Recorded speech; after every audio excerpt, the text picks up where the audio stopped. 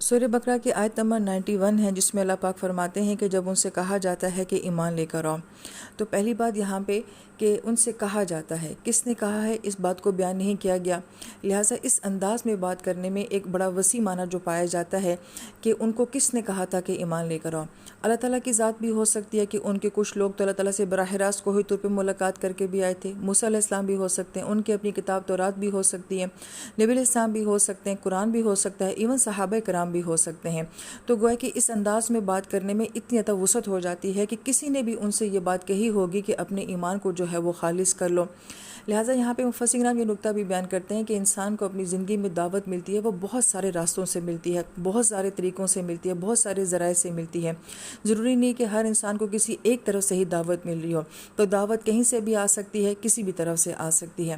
پھر جب ان کو ایمان لانے کا کہا جا رہا ہے تو وہ تو آلریڈی اپنے آپ کو ایمان والا کہتے تھے، جبکہ اللہ تعالیٰ قرآن پاک میں ہم ایمان والوں سے بھی یہ کہتے ہیں کہ اے ایمان والو ایمان لے کر آؤ۔ تو یہاں ایمان لانے سے کیا مراد ہے کہ اپنے ایمان کو خالص کرو، اپنے ایمان کا معیار جو ہے وہ اور زیادہ بڑھاؤ۔ تو گویا کہ یہاں پہ ان کو بھی کہا جا رہا ہے کہ تمہارا ایمان جو ہے وہ صحیح نہیں ہے، اپنے ایمان کو خالص کرو۔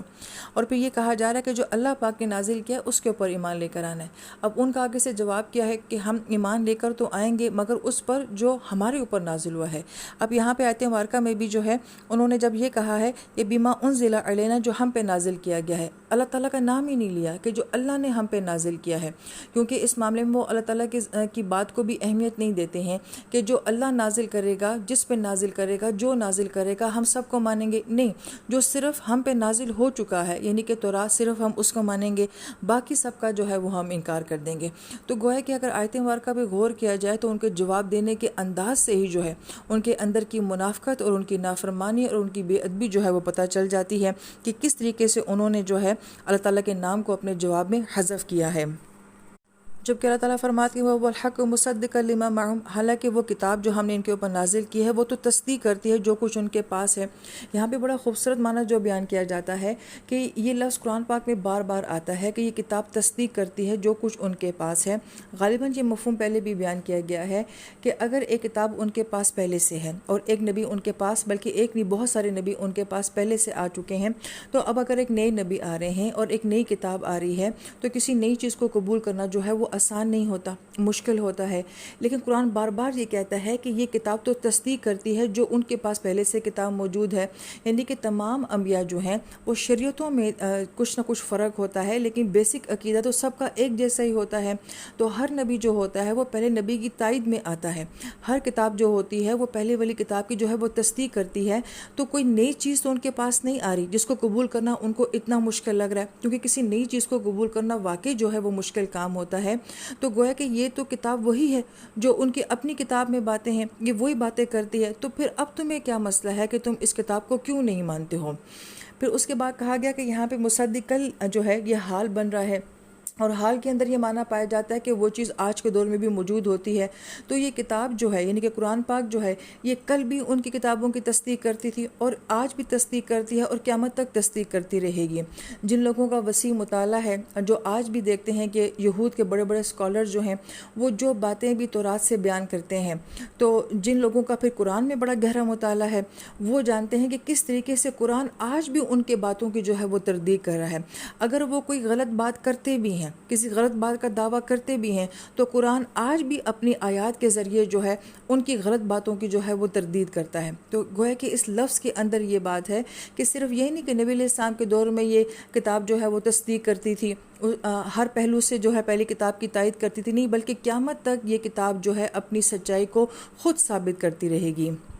پھر آیت مبارکہ میں کہا جا رہا ہے کہ اگر تم واقعی ایمان والے ہو تو پھر تم اپنے نبیوں کو قتل کیوں کرتے ہو؟ یا کوئی ایمان والا جو ہے وہ کسی نبی کو بھی قتل کر سکتا ہے؟ اب یہ بات بھی قرآن پاک میں بار بار ریپیٹ ہوتی ہے کہ وہ لوگ نبیوں کو قتل کرتے ہیں۔ ہم اس بات کو بڑے فلو میں پڑ جاتے ہیں، لیکن تھوڑی دیر کے لیے ذرا غور کیا جائے، نبی ہوتے کون ہیں؟ نبی دنیا کی سب سے بہترین اور خوبصورت اور قابل شخصیت ہوتے ہیں۔ ان سے زیادہ نفع والا انسان اور خوبصورت اور قابل انسان جو ہے وہ کوئی بھی نہیں ہو سکتا ہے۔ آپ جب کسی ایک قابل انسان کو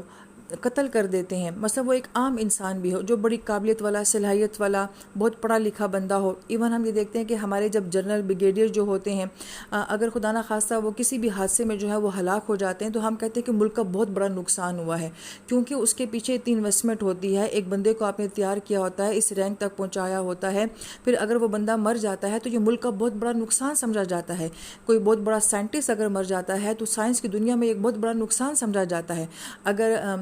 فنون لطیفہ یا ادب کی دنیا میں کوئی انسان چلا جاتا ہے تو ہم یہ کہتے ہیں یہ بہت بڑا خلا چھوڑ کے گیا، بہت بڑا نقصان چھوڑ کے چلا گیا. ایون ہمارے اپنے خاندان میں، ہمارے اپنے محلے میں کوئی بہت قابل شخص ہو، اچھا انسان ہو، اگر وہ چلا جائے تو پورا محلہ جو ہے وہ ویران لگتا ہے، پورا خاندان جو ہے وہ اداس ہو جاتا ہے. کہ کسی قابل انسان کا دنیا سے چلا جانا یہ ایک بہت بڑا نقصان ہوتا ہے. جیسے کہ حدیث پاک کا مفہوم ہے کہ ایک علم والے کی موت، یعنی کہ ایک عالم کی موت جو ہوتی ہے وہ ایک